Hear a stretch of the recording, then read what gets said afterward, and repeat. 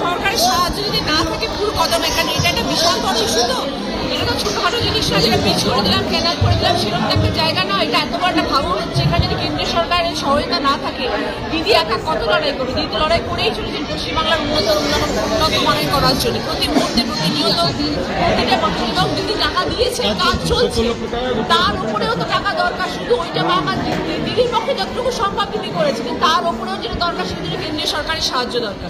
কেন্দ্রীয় সরকার যদি তাকিয়ে না দেখেন তাহলে আমাদের কি করে সম্ভব?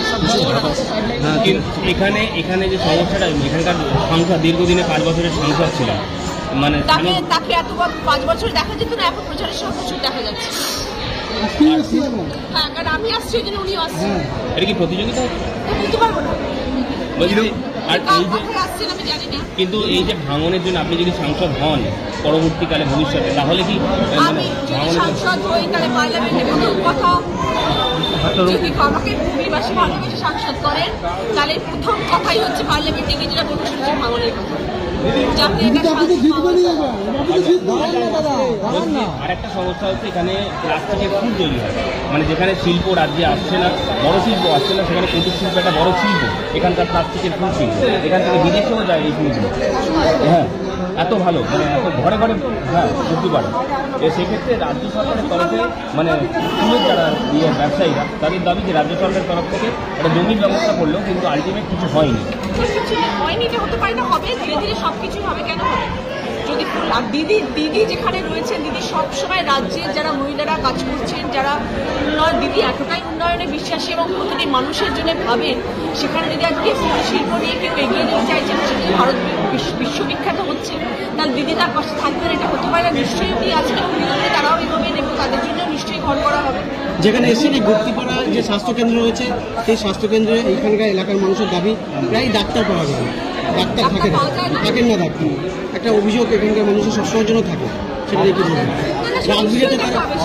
সেই জন্যই তো আসা দরকার, সেই জন্যই তো 5 বছর কিছু হয়নি। আজকে রচনা ব্যানার্জি আসার পর সেই ডাক্তার এসে বুঝবে দোকানে, সে ব্যবস্থা করা হবে। 17 কোটি টাকা কাজ করেছে বলছে লোকে, 17 কোটি টাকা কাজের খতিয়ান দিয়েছে।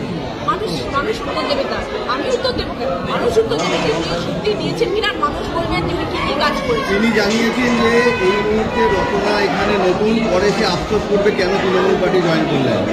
নতুন দেখা যাক না, আমার কথা সত্যি হয়তো আমার বিশ্বাস সত্যি তার কথা সত্যি। উনি বলছেন যে সবটাই অন্ধকারে ছিল, আমি 5 বছর আসার পর লাইট টাইট হয়েছে, তারপর হুগলিতে আলো জ্বলেছে। কাজটাও তো বন্ধ করলে 5 বছর এসে হুগলির মানুষ এতদিন অন্ধকারে ছিলেন, এটা বিশ্বাস করতে হবে। মানে লোকের চারিদিকে আসার পর সবাই আলো দেখলেন, তারা হুগলিতে আলো চলতো না। যাই হোক, অনেক কথা শুনছি বলছে যে সব কেন্দ্রেই মুখ্যমন্ত্রী মমতা বন্দ্যোপাধ্যায়ের মুখ, ঠিক সেই সময় দাঁড়িয়ে উত্তরবঙ্গ উন্নয়ন বলছেন যে মুখটা শুধুমাত্র কাজ করতে হবে, মমতার মুখে কোনো ভোট হয় না। বলবেন যারা এরকম ধরনের প্রশ্ন করছে, যারা উত্তরও নিজেরাই প্রশ্ন করছে, নিজেরাই উত্তর দিয়ে দিচ্ছে, আর দিদি কর্ম দিয়ে উত্তর দিচ্ছে। দিদির কর্মটা